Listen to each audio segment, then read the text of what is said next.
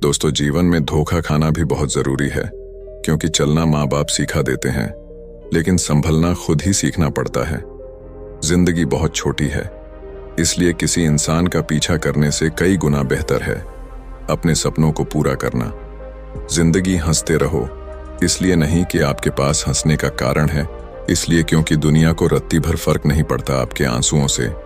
चील की ऊंची उड़ान देखकर चिड़िया कभी डिप्रेशन में नहीं आती, मगर इंसान की ऊंची उड़ान देखकर इंसान खुद बहुत जल्दी डिप्रेशन में आ जाते हैं। अक्सर हम जीवन में सोचते हैं कि हमने जीवन में ऐसा कोई पाप नहीं किया, फिर भी हमारे जीवन में इतना कष्ट क्यों आया।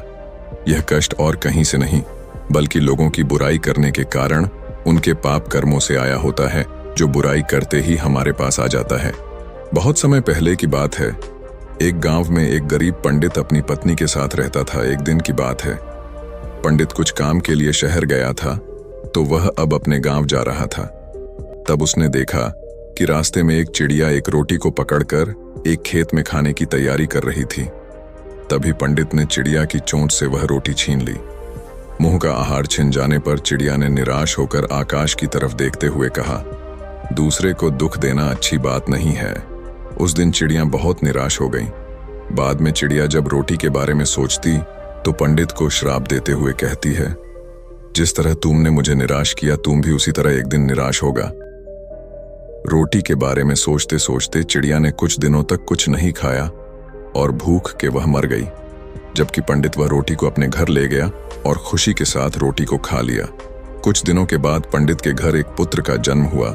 लड़का देखने में इतना सुंदर था कि जो भी उसे देखता अपने हाथ में उठा लेता था। माँ बाप उसे देखकर भूख प्यास भूल जाते। धीरे धीरे लड़का बड़ा हो गया। रूप गुण से भरपूर लड़के को देखकर माँ बाप की खुशी का कोई ठिकाना नहीं था। लड़का इतना प्यारा था कि माँ बाप उसके बिना एक पल भी नहीं रह पाते थे। लड़का जब युवक बन गया, तभी विधाता की विडंबना के चलते निष्ठुर काल ने पंडित और उसकी पत्नी की खुशी छीन ली। जिस दिन लड़का मृत्यु को प्राप्त हुआ, उसके बाद माँ बाप के आंसू रुकने का नाम नहीं ले रहे थे। दोनों ने खाना पीना छोड़ दिया और दिन रात दोनों छाती पीटते हुए कहते, पत्थर दिल यम ने हमें जीते जी जला दिया। अगर सुबह शाम उसे कूटा जाए तो उसे कैसा लगेगा। यह कहकर पंडित रोज चिढ़ पटकते हुए कहने लगा कि यम का कलेजा कूट रहा है। पंडित को इस तरह रोते देख एक दिन यम ने पंडित के सपने में कहा, तुम जो सिर पटकर रो रहे हो, बेटे के लिए रो रहे हो। उस बेटे को देख पाओगे तो तुम्हें मेरी बात माननी होगी। कल तुम भीतर से दरवाजा बंद करके अपने पूजा घर में सोना और 2 दिन तक किसी को भी वहां जाकर तुम्हें जगाने देना नहीं है। अगले दिन ब्राह्मण ने सपने के बारे में विस्तार से अपनी पत्नी को बताया और यम के कहे अनुसार पूजा घर के पास जाकर सो गया। जब पंडित को गहरी नींद आई, तब एक यमदूत वहां आया और पंडित का शरीर वहीं छोड़कर उसकी आत्मा को अपने साथ यमपुरी लेकर चला गया। यमपुरी में पंडित ने न जाने कितने सारे नजारे देखे। कहीं पापी को यमदूत कूट कूट कर दर्द दे रहे थे, तो कहीं भयंकर पापी को उन्हें घसीट कर नरक कुंड में डाल रहे थे। झुंड बनाकर यमदूत घूम रहे थे, शोर मचा रहे थे। इस तरह जगह जगह अजीब अजीब मंजर देखकर पंडित के होशों उड़ गए और डर के मारे वह कांपने लगा। यमदूत उसे यमराज के पास लेकर आया। डर के मारे थर थर कांप रहे पंडित को देखकर यमराज ने उससे कहा, पुजारी डरो मत, तुम्हें यहाँ कुछ नहीं होगो। जरा तुम उन नौजवानों की तरफ देखो, क्या उनमें से कोई तुम्हारा बेटा भी है। पंडित ने उन नौजवानों तरफ देखा तो अपने बेटे को मौजूद पाया। बेटे को देखकर पंडित ने खुश होकर यमराज से कहा, जी महाराज, वह मेरा बेटा है। पंडित का जवाब सुनकर यमराज ने कहा, उसे यहाँ बुलाओ, अगर ना आए तो वहां जाकर बुला लाओ। पंडित ने अपने बेटे को पुकारा, मगर वह नहीं आया। तब उसके पास जाकर बोला, मेरे बच्चे, मैं आया हूं, तुम मेरे साथ चलो। पंडित ने 2-3 बार इस तरह कहा, मगर बेटे ने उसकी तरफ देखा ही नहीं। तब उसका हाथ पकड़कर पंडित ने कहा, मेरे बच्चे, इधर देखो तो मैं हूं तुम्हारा पिता। यह सुनकर बेटे ने बाप की तरफ देखकर चिल्लाकर कहा, तुम मुझे बेटा क्यों कह रहे हो? मैं तुम्हारा बेटा नहीं हूं। कभी तुमने चिड़िया को तकलीफ पहुंचाकर उसके मुंह का खाना छीन लिया था। उसी का बदला लेने के लिए मैं तुम्हारा बेटा बनकर तुम्हारे घर पर जन्म लिया था। अब याद आया ना, जिस तरह मेरे मन को तुमने तकलीफ पहुंचाई थी, उसी तरह मैं तेरे मन को तकलीफ पहुंचाकर चला आया। बेटे का जवाब सुनकर पंडित निराश हो गया और यमराज के पास उदास होकर बोला, वह मेरा बेटा नहीं है। पंडित की बात सुनकर यमराज ने उससे कहा, तुम लोग बेवजह मुझे कोस रहे थे, अब पता चल गया ना किसका कसूर था। इतना कहकर यमराज ने दूत को इशारा किया और दूत पंडित की आत्मा लेकर तुरंत उसके पूजा घर में पहुंच गया। पंडित के शरीर में उसकी आत्मा डालकर यमदूत चला गया। पंडित जागते ही उसकी पत्नी को सपने का सारा हाल बता दिया और उसके बाद पंडित और उसकी पत्नी ने दिवंगत बेटे की याद में आंसू बहाना बंद कर दिया। किसी को बुरा बोलना, चुगली करना, बुराई करना, जलन व ईर्ष्या का भाव रखना, यह सब आपकी तरक्की व खुशियों को रोक देते हैं, आपके जीवन में गहरा प्रभाव डालते हैं। कर्म एक ऐसी जगह है जहां हमें उसे बुलाने की जरूरत नहीं पड़ती। हमने जो पकाया होता है हमें वही मिलता है। कर्म आखिरकार सामने आता है, जैसा बोओगे वैसा ही काटोगे, जल्द ही या बाद में। एक गांव में दो कुत्ते रहते थे। दोनों आपस में गहरे और अच्छे मित्र थे। साथ साथ रहते और साथ सोते थे। उनमें से एक कुत्ता का काला था तो उसका नाम कालू था। दूसरा कुत्ता लाल था तो उसका नाम लालू था। एक दिन दोनों कुत्तों ने तीर्थ यात्रा करने की सोची, किंतु वे रास्ता नहीं जानते थे। दोनों ने निश्चय किया कि यात्रा शुरू तो करें, रास्ता तो अपने आप निकल आएगा। एक दिन वह दोनों एक साथ तीर्थ यात्रा पर निकल दिए। चलते चलते उन्हें एक गांव दिखा। काफी रात भी हो गई थी तो वह दोनों एक पेड़ के नीचे सो गए। थके होने के कारण उन्हें नींद आ गई। सुबह होने पर फिर अपनी यात्रा पर निकल पड़े। एक गांव पार किया। दूसरे गांव के पास पहुंचने पर उन्हें भूख लगी। वहां उन्हें 4-5 चूहे दिखाई दिए।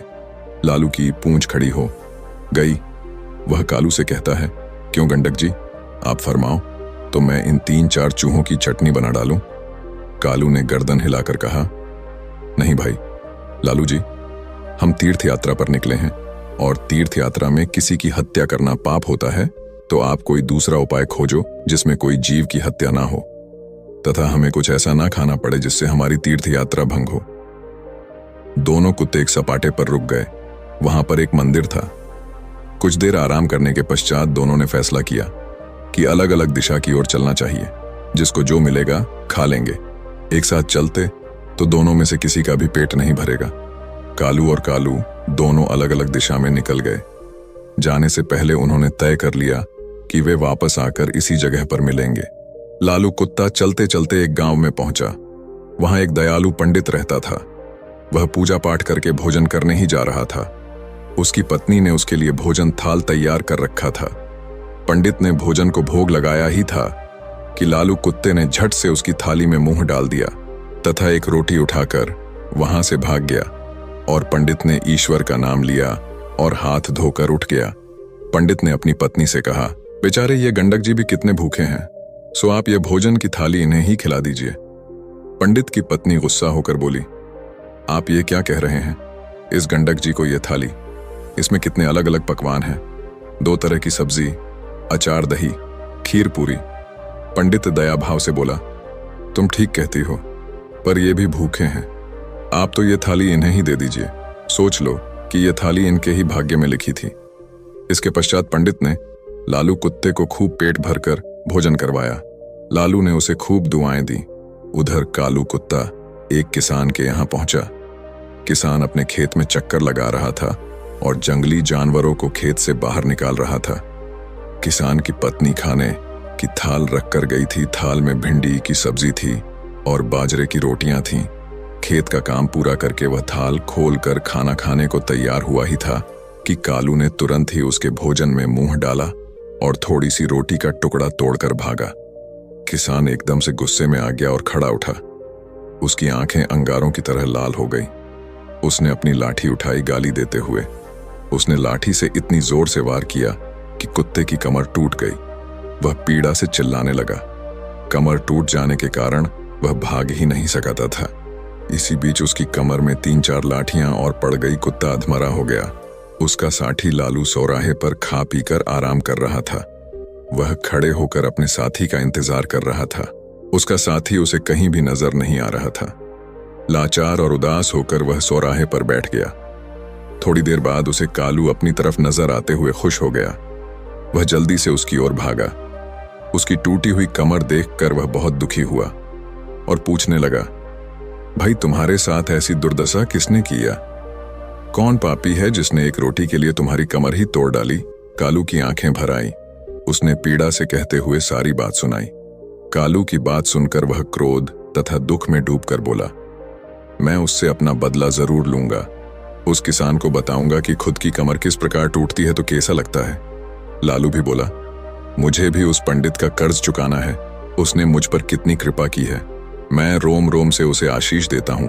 इसी प्रकार बातचीत करते हुए दोनों कुत्तों ने अंत में यह निश्चय किया कि उन्हें प्राण त्याग देना चाहिए तथा प्राण त्यागने के बाद उनके घरों में जन्म लेना चाहिए। इत्तेफाक से ना तो किसान के घर कोई पुत्र था और ना ही पंडित के। दोनों कुत्तों ने मंदिर आगे जाकर अपने प्राण त्याग दिए। एक ही पल में दोनों मृत्यु को प्राप्त हो गए। कुछ समय पश्चात कालू ने किसान के घर जन्म लिया। किसान बहुत खुश था, किंतु उसकी खुशी अगले ही दिन विलुप्त हो गई। घर में इस पुत्र के जन्म होते ही उसकी पत्नी अस्वस्थ रहने लगी। उसका बैल मर गया। पहले जन्मदिन पर किसान के हरे भरे खेत को जानवर ने तहस नहस कर दिया और दूसरी तरफ पंडित के घर भी पुत्र का जन्म हुआ। पंडित और उसकी पत्नी बहुत खुश थे। कुछ समय बाद पुत्र के बड़े होते ही राज दरबार में पंडित का पद ऊंचा हो गया। पंडित ने राजा को एक युद्ध में जीत की बात बताई। 1-2 दिन बाद राजा युद्ध जीत गया। इससे खुश होकर राजा ने पंडित को राजपंडित नियुक्त कर दिया। उसे अपार धन तथा एक महल भेंट किया। जैसे जैसे पंडित का बेटा बड़ा होता गया, वैसे वैसे वह भी पिता के समान तेजस्वी निकलता गया। उसने छोटी उम्र में सारे शास्त्रों का अध्ययन कर लिया। वह बड़े बड़े विद्वानों और पंडितों को शास्त्रार्थ में हरा देता था। से पंडित के जीवन में 4 चांद लग गए थे। उधर दूसरी तरफ किसान का बेटा नकरा निकला। वह बात बात पर अपने बाप को गालियां देता था, उसे डांटता था। वह जुआ खेलकर बचे कुचे धन को उड़ाने लगा। वह किसान बहुत ही दुखी हो गया था। उसे कुछ समझ नहीं आ रहा था। आखिर अंत में उसने सोचा कि इसको सुधारने का कोई उपाय करना चाहिए। इस तरह विचार करते हुए वह एक बुद्धिमान व्यक्ति के पास पहुंचा। उसने उसके सामने अपनी समस्या बताई। बुद्धिमान आदमी बोला, किसान को बोला, तुम इसकी शादी कर दो। शादी की नकेल अच्छों को सीधा कर देती है। किसान ने तुरंत घर जाकर अपनी पत्नी को बात आई। अपनी बेटे की शादी करने की सोची। वह लड़की की तलाश करने लगा। दूसरी तरफ पंडित का विचार भी अपने बेटे की शादी करने का हुआ। उसने भी अपने बेटे के लिए लड़की की तलाश की। कुछ दिनों बाद पंडित के बेटे का एक कन्या से उसका विवाह हो गया। उसके बेटे की पत्नी भी सुशिक्षित थी। उसके आते ही घर को स्वर्ग बना दिया। उसके बाद किसान ने भी अपने पुत्र का विवाह करा लिया। शादी बड़े अच्छे से हो गई। शादी के अगले दिन ही उसका बेटा अचानक चल बसा। उसकी पत्नी रोने लगी। वह किसान बेहोश हो गया। होश में आते ही वह दीवार से सिर मार मार कर रोने लगा और चिल्लाने लगा, हाय मेरा बेटा, मेरी कमर तोड़कर चला गया। पंडित का बेटा उसी गांव में कथा कह रहा था, इस संसार में जो जैसा कर्म करता है उसे वैसा ही फल प्राप्त होता है। किसी भी व्यक्ति को 2 रंगों में कर्म फल मिलता है। कर्म आखिरकार सामने आता है, जैसा बोगे वैसा ही काटोगे। जल्द ही या बाद में ब्रह्मांड आपको वो परोस देगा जिसके आप हकदार हैं। कर्म ही व्यक्ति की पहचान का मुख्य आधार होता है। आपके कर्म आपके चरित्र को परिलक्षित करते हैं। जीवन में सफलता प्राप्त करने के लिए हमें हमेशा सकारात्मक कर्म करने चाहिए, क्योंकि कर्म ही हमारे भविष्य को निर्धारित करते हैं। दोस्तों, आपने आज के इस वीडियो से क्या सीखा वह मुझे आप कमेंट में बता सकते हैं। इसी के साथ में उम्मीद है कि आपको आज की वीडियो पसंद आई होगी। तो इस वीडियो को उस इंसान को शेयर करें जिससे यह कहानी सुनने की जरूरत है, और उसी के ठीक बाद चैनल को सब्सक्राइब करें। तो चलिए फिर मिलते हैं ऐसी एक और नई वीडियो में एक नए मैसेज के साथ। तब तक के लिए अपना ख्याल रखें। धन्यवाद और नमो बुद्धाय।